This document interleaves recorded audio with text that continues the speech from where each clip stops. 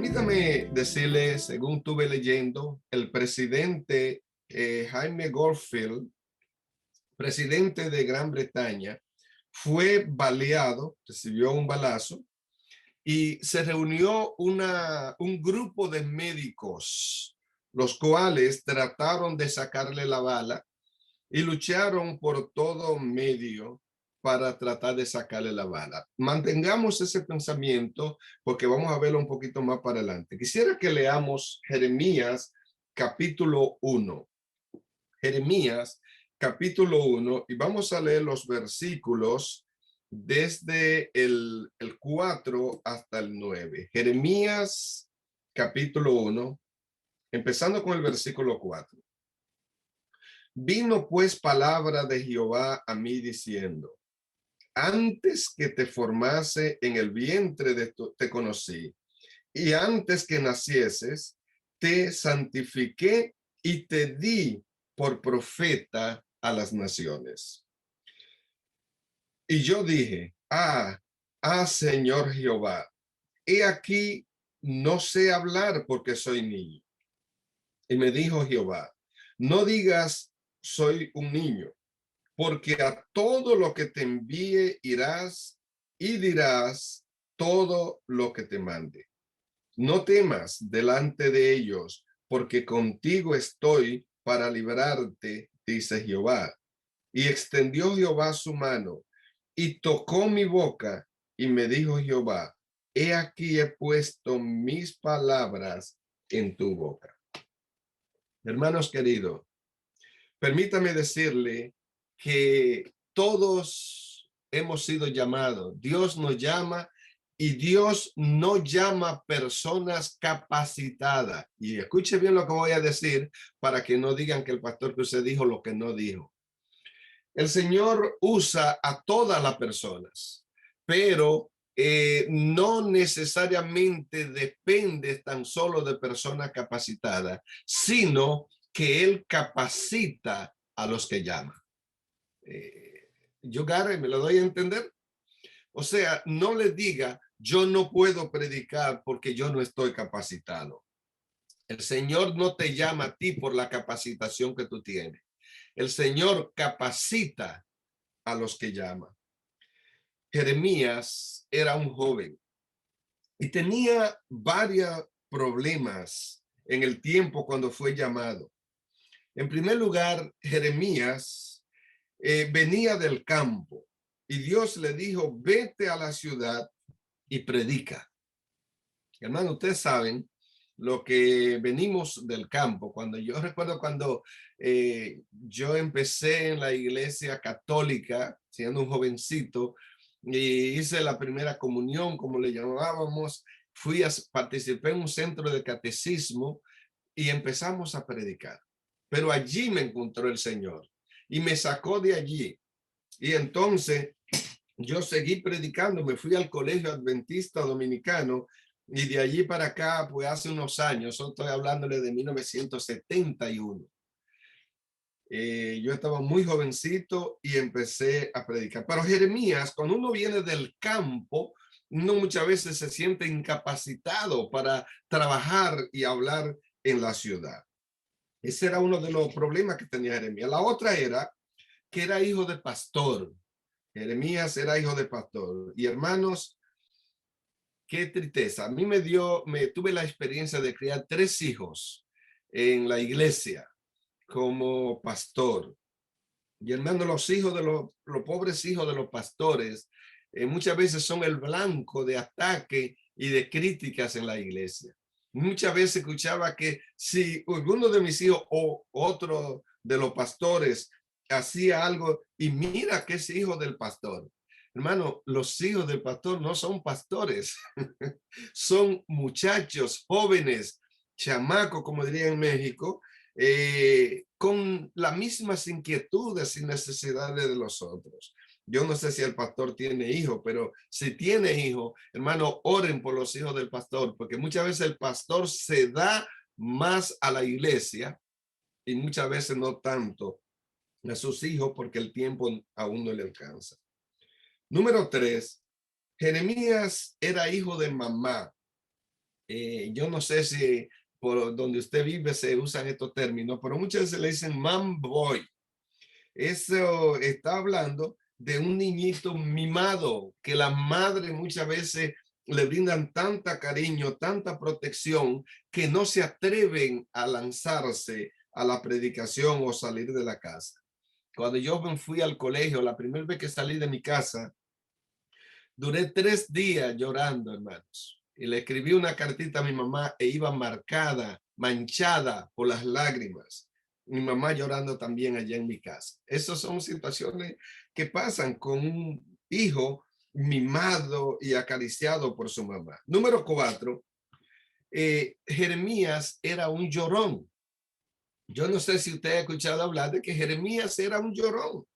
En una se puso a escribir y cuando terminó de escribir, ¿sabe qué nombre le puso el libro? Las Lamentaciones de Jeremías. O sea, se le consideraba un llorón. Tenía menos de 12 años, era un jovencito. Y uno más, por lo menos 5, él pensaba que nadie le haría caso. Hermano, una de las inseguridades, de los problemas muchas veces de uno cuando va a empezar a predicar es que uno piensa que nadie lo vas a escuchar. Pero ya le dijimos, el Señor llamó a Jeremías y él le dio un mensaje. Y cuando Jeremías dijo, Señor, yo no puedo porque soy niño, él le dijo, mira, versículo 7, no digas soy niño, porque a donde yo te envíe, irás tú y dirás lo que yo te diga que diga. Hermano, no tenga miedo a predicar. Dedíquele tiempo allí para estudiar, orar y pedirle al Señor que lo use o la use. Pero el Señor nos usa, no importa la preparación que tú tengas. Jonás tuvo una experiencia parecida. El Señor lo llamó y le dijo, ve a la ciudad de Nínive, porque su indolencia y su pecado han subido delante de mí. ¿Qué hizo Jonás? Trató de huir de Dios. Acuérdate, dijo un poeta, ¿dónde me esconderé de Dios? Porque si voy al cielo, allí tú estás. Si al profundo del mar, tú allí me encuentras. Donde quiera que vaya, yo no estoy escondido de Jehová. Y ustedes conocen la historia. Jonás en el camino, en un barco que se fue hacia otro lugar, hacia otro puerto, allá lo alcanzó una tormenta y él reconoció que estaba tratando de huir de Dios, fue lanzado al agua y un pez, Dios usó un pez para llevarlo a donde Dios lo había enviado. Porque cuando Dios te llama, no hay imposible. Dios hace lo que tiene que hacer contigo. Pero hermanos, lo que quiero mencionar de Jonás solo fue, Dios lo envió a Nínive y él fue a Nínive con el propósito de que la ciudad cambiara. Pero cuando llegó allí a Nínive, entonces no quería que cambiara. ¿Por qué? Porque él quería que su mensaje hiciera énfasis en ello y pensó, debe realizarse lo que yo quisiera que suceda. Pero hermanos, Dios tiene un propósito para cada ser humano. Acuérdense que leímos a Jeremías capítulo 29, versículo 11, cuando él dice, porque yo sé los planes que tengo acerca de ti, planes de paz y no de mal, para darte finalmente el bien que tú necesitas. Y hermanos, en Mensaje para los Jóvenes, página 21, dice lo siguiente, yo se lo voy a leer de aquí mismo. Mensaje para los jóvenes. Dice, la iglesia languidece por falta de ayuda de jóvenes que den un testimonio valiente, que con celo ardoroso aticen la indolentes energía del pueblo de Dios y aumente así el poder de la iglesia en el mundo. Y el mensaje que hoy estoy presentando le quise titularlo La mayor necesidad de la iglesia. Y oiga bien, dice, sigue diciendo aquí, se necesitan hermanos jóvenes y hermanos, que resistan la marea de la mundanalidad y eleven una voz de advertencia contra los primeros pasos de la inmoralidad y el vicio. Y una notita más, dice, los jóvenes que quieren servir a Dios y entregarse a su obra deben primero, oiga bien, limpiar el templo de su alma de toda impureza y entronizar a Cristo en el corazón. Wow, jóvenes, poco poneos resueltamente a la vanguardia y mostraos como colaboradores de Cristo, emprendiendo la obra donde Él la dejó, para llevarla a su término final. Hermanos queridos, oiga lo que le voy a decir. Los jóvenes terminarán la obra porque los jóvenes tienen más energía. Pero usted y yo somos jóvenes. Fíjese, en el Congreso en San Luis, Missouri, yo me acuerdo, me llamó la atención cuando los tres líderes, presidente, secretario y tesorero de la conferencia general, dijeron cosas enfocadas hacia los jóvenes. Estoy hablando de Pastor Parson, presidente, Robert Lemon, tesorero, y Matthew Bediaco, que era el secretario.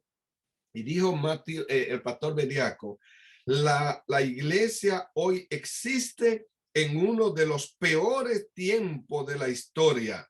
Y hermano, eso ya van a ser 15 años. Y hoy estamos en peor tiempo que en aquello tiempo. En el peor tiempo de la historia. Se necesita a cada miembro de la iglesia hoy. No es tiempo de emplearse en fortalecer diferencias raciales o de ninguna clase, sino de unirnos y trabajar como un solo cuerpo.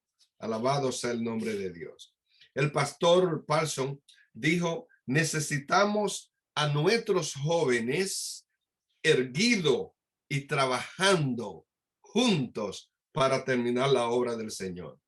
Y esos pensamientos yo lo uno con lo que dijo el Señor a través de la señora Elena G. de White en el libro La Educación, página 54. La mayor necesidad del mundo y de la iglesia es la de hombres que no se vendan ni se compren. Hombres que sean sinceros y honrados en lo más íntimo de su alma. Hombre, que se mantengan de parte de la justicia, aunque se desplomen los cielos. Hombre, cuya conciencia sea tan leal al deber como la brújula al polo. Hombre, que se mantengan de parte de la justicia, aunque se desplomen los cielos. Hermanos queridos, estuvimos hablando antes de ayer de la mayordomía del arrepentimiento. Y yo le hablé de que hay una necesidad de que todos nos arrepentamos. Y arrepentimiento significa, recuerda, un cambio de actitud, un cambio de pensamiento, un cambio de acción, una entrega, trabajar junto de la mano con Dios. Y eso es lo que se identifica aquí. El mayor problema de la sociedad de jóvenes normalmente es que son dirigidas por adultos. Son sociedades de adultos, más bien.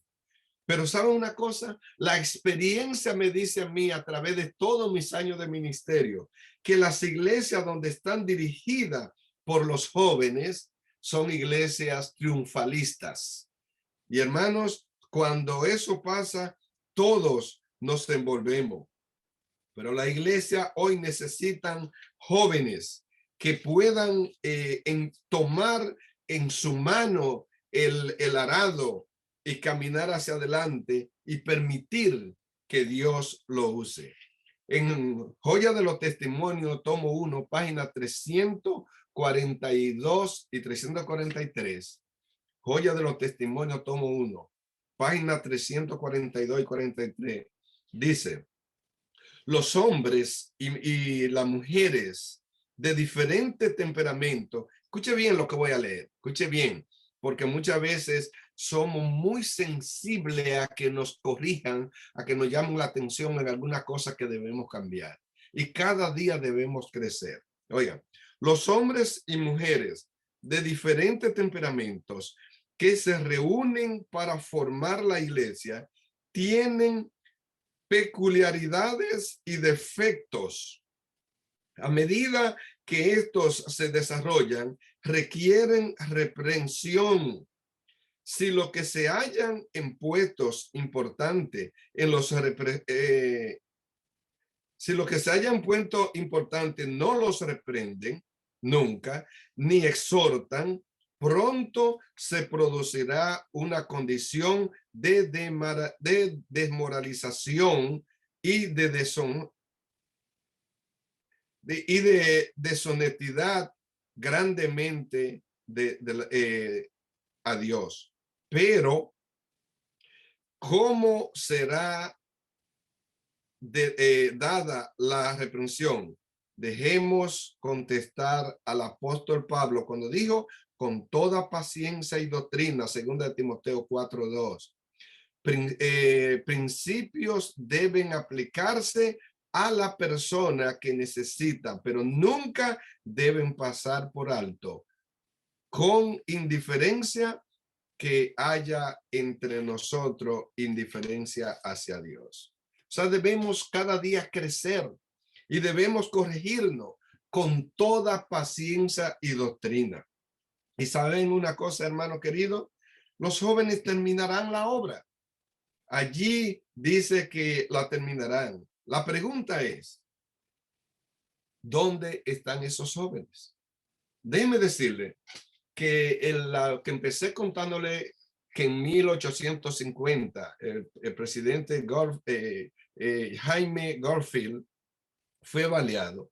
Eso me recuerda que muchos de nuestros hermanos cuando llegan a la iglesia, se unen a la iglesia y muchas veces son baleados con diferentes tipos de balas del mundo. Y cuando nosotros estamos dando una campaña evangelística, nos sentimos contentos de ver que vengan personas con arete, con vestido diferente, con tatuaje, porque sabemos que son posibles candidatos para bautizarse. Pero ¿sabe lo que sucede? Que una vez que son bautizados, ya no hay regalo, ya se trata igual que a los demás hermanos de la iglesia. Y por ende, la gente viene convencido intelectualmente de sus necesidades de cambiar, pero con su cuerpo adaptado todavía al mundo. ¿Por qué? Porque ellos entendieron el evangelio y vinieron, pero es un proceso donde necesitan poco a poco adaptarse. Hermano, usted y yo que tenemos 30, 40, 50 años en la iglesia y cometemos errores. Cuando un joven llega a la iglesia, cuando una persona se bautiza, necesita que nosotros tengamos paciencia, que nosotros cuando caen lo levantemos. Los jóvenes reciben muchas balas y nosotros tenemos que ayudarlos a seguir hacia adelante, no tratar de hacernos experto médico para sacarle las balas. ¿Sabe por qué? Leí un pensamiento donde dice que la iglesia no es un lugar para cambiar las gentes. La iglesia es un lugar para aceptar la gente y permitir que Cristo los cambie con un buen testimonio de parte nuestra. En Jeremías capítulo 20, versículos 7 al 9, dijo Jeremías, mas me seduciste, oh Jehová, fui seducido, más fuerte fuiste tú que yo, y me venciste. Cada día he sido encarnecido, cada cual se burla de mí, porque cuántas veces hablo, doy voces y grito, violencia y destrucción, porque la palabra de Jehová me ha sido para afrenta y escarnio cada día. Y dije, no me acordaré más de ti, ni hablaré más en tu nombre. No obstante, había en mi corazón como un fuego ardiente metido en mis huesos. Traté de sufrirlo y no pude, porque cuando Cristo llega a tu corazón, tú no vas a poder resistir y va a tener que seguirlo. Hermanos míos, cuando Cristo viene al corazón, la gente cambia automáticamente. Tú y yo no estamos para cambiar la gente, estamos para darle buenos testimonios. El trabajo de la iglesia y de la escuela bíblica de vacaciones, Vacation Bible School, no es entretener. Tenemos que meter allí el mensaje del Señor para que nuestros niños y jóvenes sean preparados.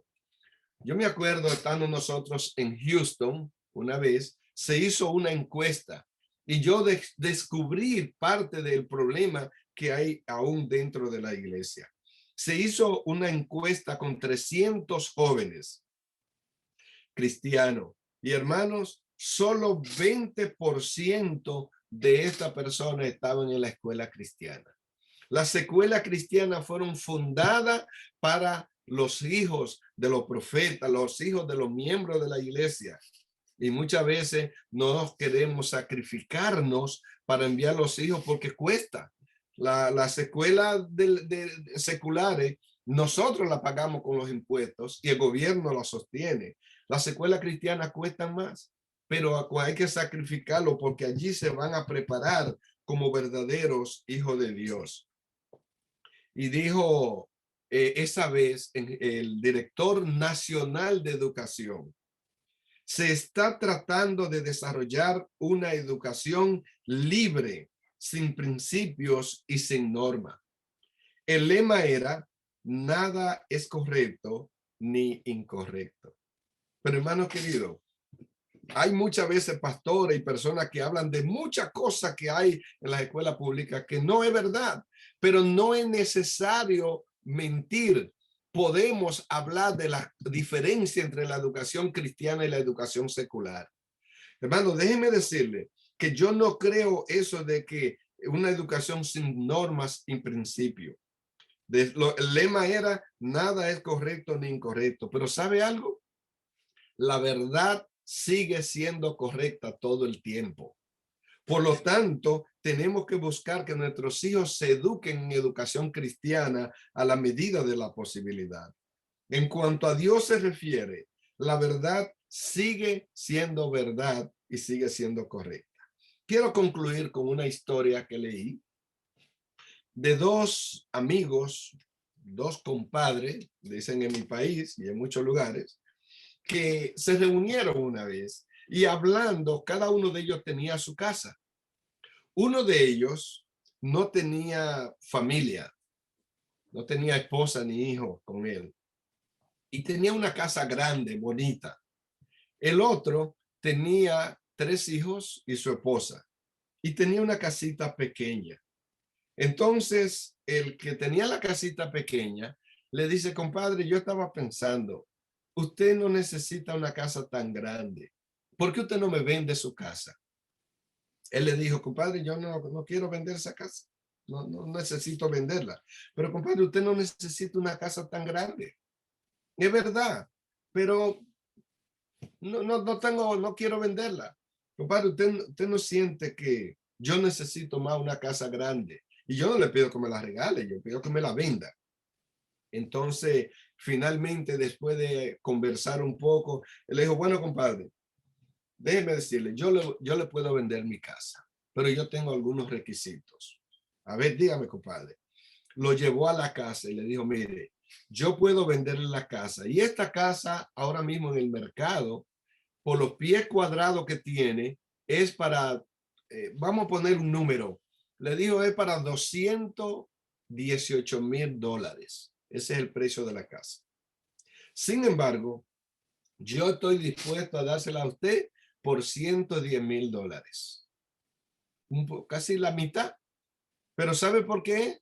porque yo tengo un requisito. Dígame qué pasó. Venga, y lo llevó a un lugar en la entrada. Era una de estas casas que usted abre la puerta y entra y se encuentra con una pared. Entonces entra a la derecha o a la izquierda y llega a la sala.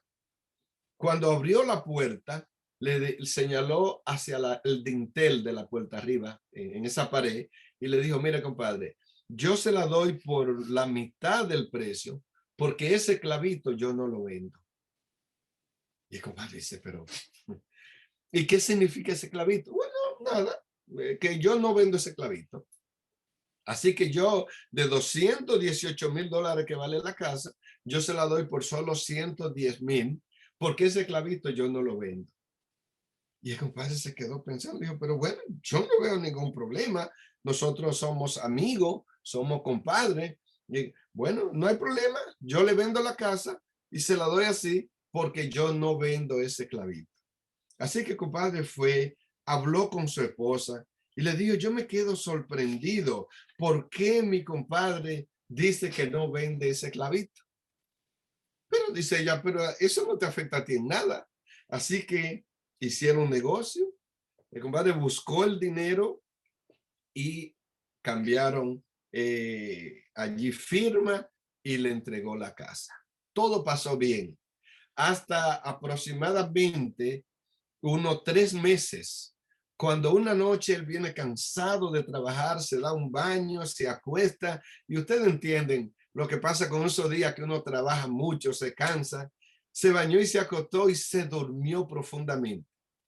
Pero como a las 2:20 de la mañana, escucha que le tocan la puerta y se levantó como uno hace normalmente. Le tocan la puerta y se levanta sin pensarlo, abrió la puerta. Buenas noches, compadre, dice él. Entró, se quitó el sombrero y lo enganchó en el clavito. Que duerma bien, y se fue. Y este hombre, con el sueño que tenía, lo único que hizo fue que regresó, se acostó, se arropó y se durmió otra vez. Al otro día le dice a la esposa, pero yo no sé si fue que me soñé o fue que mi compadre vino aquí. Dije, ya, no, ahí dejó el sombrero. Bueno, pero todo pasó tranquilo. Como a los 3 meses, 3 a 3 meses y medio, 3 de la mañana, se le despierta tocando la puerta. Cuando va, abre la puerta. Permiso, compadre. Toma el sombrero, se lo pone y se va. Que duerma bien. Entonces ya el hombre no lo llamó. Compadre, yo quiero preguntarle algo. Dígame, compadre, ¿en qué puedo servirle? ¿Por qué es que usted solo usa las horas de la madrugada para venir a dejar o llevarse su sombrero? Él le dijo, bueno, compadre, ese clavito es mío y uno usa lo de uno cuando uno lo necesita. Así que ese clavito es mío. Entonces él se puso a decir, sí, compadre, pero ¿por qué usted no viene durante el día? Compadre, es que uno lo de uno lo usa en el momento que uno lo necesita. Hermanos queridos, ¿qué quiero decirles con esta historia? Cuando leí esta historia me vino a mi mente la idea que el problema que muchas veces pasa con nosotros es que descuidamos los pequeños detalles en la vida cristiana. El viernes muchas veces nos envolvemos en esto y lo otro, dejamos para hacer el mandado, la compra, el viernes de tarde. Usted entra a esos establecimientos, supermercados, tiendas, y muchas veces hay tanta luz que usted no se da cuenta para la puesta de sol. El Señor dice a través de la señora White que debemos planificar y el viernes bañarnos temprano, prepararnos y estar con nuestros hijos para que ellos aprendan la diferencia en la puesta de sol. Que nosotros, pequeños detalles que muchas veces por comer algo que quizás no nos va a matar, pero no nos hace tanto bien, nos descuidamos. Muchas veces mentimos delante de nuestros hijos sin recordar que estamos preparando su carácter para el cielo. Muchas veces somos descuidados tratando a nuestros jóvenes o al tratar a una persona nueva en la iglesia. Pero el Señor tiene una necesidad de hombres que no se vendan ni se compren. Dice el Señor, necesita a personas que sean sinceros y leales en lo más profundo de su corazón. que aprendamos a darle al pecado el nombre que le corresponde, en vez de buscar cosas en el internet que muchas veces no tienen autoridad, o criticar la iglesia, los pastores o los líderes. Buscar, pedirle al Señor, Señor, úsame, dame sabiduría y permíteme ser un apoyo para mi iglesia. Pero hermanos, cuando le dejamos a Satanás un clavito en nuestra vida, él se encarga de destruir toda nuestra vida. Conságrate a Jehová cada mañana, dice el Señor en el camino a Cristo. Haz de esto tu primer trabajo del día y que tu oración sea: Señor, tómame como enteramente tuyo. Permites que mi obra que yo haga hoy sea tu obra hecha en mí. Que Dios nos ayude, hermanos, y que recordemos que no estamos para cambiar la iglesia. Estamos para permitir que Cristo nos cambie a nosotros y cambie a través de nuestro testimonio a todos los hermanos de la iglesia. Perdonen si sienten un tema quizás en un tono que nos ponga a meditar, pero ustedes me invitaron para una semana de oración y yo he pedido al Señor que me ayude a que Él hable a través de mí y decir las cosas que nos puedan ayudar a meditar y a prepararnos para enfrentar los tiempos finales. Que Dios le bendiga. ¿Oramos?